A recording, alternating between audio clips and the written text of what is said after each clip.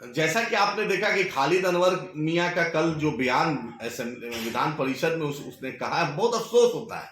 खालिद साहब तो सहाफी थे, मानते हैं कि चमचागिरी प्रतियोगिता में नंबर 1 है। पैजामा खान और खालिद अनवर चमचागिरी प्रतियोगिता में 1-2 के उसमें चल रहे हैं। आप याद रखिए, खालिद साहब जकात फितरा पे एमएलसी बने थे। अब आपकी कोई काबिलियत नहीं थी एमएलसी बनने की, आप उसी गठबंधन के एमएलसी बने थे जिसमें भाजपा और जदयू थी। तो मुसलमानों की बात करना और मुसलमान लीडर जनाब तस्लीमुद्दीन साहब के बारे में आपका इतना ओछा बयान, इससे पता चलता है कि आपकी परवरिश क्या है। और जनाब मरहूम शहाबुद्दीन साहब के बारे में बोलना और मुस्लिम लीडरशिप पर बोलना, ये बहुत अफसोस होता है। तस्लीमुद्दीन साहब, सीमांचल गांधी तस्लीमुद्दीन साहब जितना काम किया और जितना राजनीतिक तजुर्बा है और जितना एमएलए एमएलसी बनाया, उतना आपके नीतीश जी को भी नहीं है। ये जान लीजिए, इतना चमचागिरी में अपने आप को खालिद साहब मत डुबा दीजिए। कुछ नहीं रिन्यूअल होने वाला है आपका, याद रखिएगा। ये जो गलतफहमी में अप्रैल तक बस है, उसके बाद पूर्व एमएलसी कहलाइएगा, मुसलमानों के बीच में नहीं जाइएगा। आप जैसे दरबारी के चक्कर में आपने पवन जायसवाल के लिए वोट मांगा था 2020 में, भाजपा का उसके लिए वोट मांगा था। उसके बाद आप नीतीश चमचागिरी यात्रा निकाले थे और मुसलमान को आप कहते थे एमआईएम बी टीम है। आपके मुंह पर आवाम दिखाएगी कि आप कितने बड़े दरबारी हैं और सरकार का क्या आप दलाली कर रहे थे। एमआईएम बी टीम है, एमआईएम बी टीम दिखती है। आज भाजपा के गोद में बैठे हो, भाजपा के मदद से, भाजपा के सहयोग से, भाजपा के जरिए एमएलसी बने, जदयू भाजपा एमएलसी बने और आज भाजपा जदयू के एमएलसी बने हो और बोलते हो मुसलमानों को कि एमआईएम बी टीम है। और जनाब तस्लीमुद्दीन साहब के बारे में बोलते हो, मरहूम शहाबुद्दीन साहब के बारे में बोलते हो। अरे शर्म करो खालिद मियां, शर्म करो। चमचागिरी में इतने आप मत डुबा जाओ अपने आप को कि समाज में बैठ नहीं पाओ। वो पत्रकारिता का जो कलम है ना, वो कलम सूख गया है क्या नीतीश कुमार जी के चालीसा पढ़ने में? पूछो नीतीश जी से कि एमयू किशनगंज को क्यों नहीं 1 रुपया मिला। पूछो नीतीश जी से कि उर्दू टीटी की बहाली क्यों नहीं हुई। पूछो नीतीश जी से कि उर्दू अनुवादक की बहाली क्यों नहीं हुई। पूछो नीतीश जी से कि हज कमेटी में बहाली क्यों नहीं हुई। पूछो नीतीश जी से कि उर्दू एकेडमी में क्यों नहीं बहाली हुई। पूछो नीतीश जी से शमसुल हुदा मदरसा में क्यों नहीं हुई। पूछो नीतीश जी से कि उर्दू मुशावरती बोर्ड में क्यों नहीं हुआ। पूछो नीतीश जी से मदरसा अजीजिया जल गया तो उस पर नीतीश कुमार क्यों चुप्पी साधे रहे। पूछिए नीतीश जी से कि मॉब लिंचिंग होता है मुसलमान का तो उसमें नीतीश जी क्यों चुप रहते हैं। पूछिए नीतीश जी से कि आरजेड जो गोपालगंज में जो मार दिया गया असलम साहब को, उस पर नीतीश जी क्यों नहीं बोलते हैं। आसिफ जमाल को मार दिया गया सिवान में, कुछ नहीं बोलते। खलील रिजवी जदयू का लीडर था, उसको मार दिया, उसकी बेवा को ये विजय चौधरी पूर्व मंत्री पूछने नहीं जाता है। पूछो नीतीश जी से, पूछो नीतीश जी से कि पूर्णिया एयरपोर्ट कब बनेगा। पूछो नीतीश जी से कि पूर्णिया को उपराजधानी का दर्जा कब मिलेगा। पूछो नीतीश जी के सीमांचल की बाढ़ की तबाही कब दूर होगी। पूछो नीतीश जी से सीमांचल की पलायन कब दूर होगी।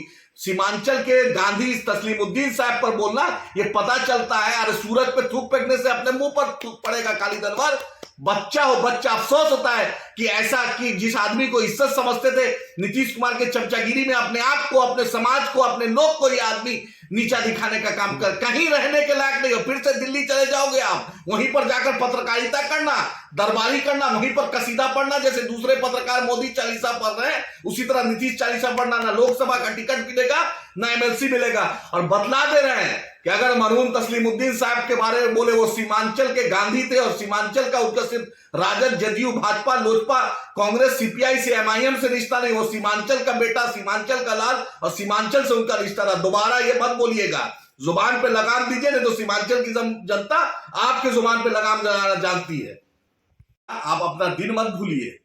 जब आप चंपारण से निकलकर दिल्ली पहुंचे हैं, आप उससे पहले लालू दरबार में कितना दरबारी करते थे और कांग्रेस दरबार में कितना दरबारी करते थे, पूरी दुनिया जानती है।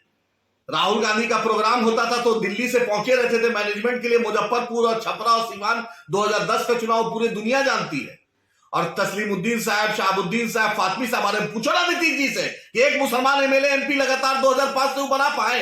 एक मुसलमान को राज्यसभा दिया है उन्होंने डंके की चोट पर, जो मुसलमान की आवाज उठाए। पूछो नीतीश जी से कि एनडीए में डिप्टी स्पीकर क्यों था उनके साथ, जब मिट्टी में मिल जाएंगे, भाजपा में नहीं जाएंगे, मरना कबूल है फिर भी भाजपा में नहीं जाएंगे, वो आदमी आज भाजपा के साथ किस मुंह से है। और जिस पार्टी के लीडर का जुबान का कीमत नहीं, उसके लोगों का कोई कीमत समाज में नहीं होता है।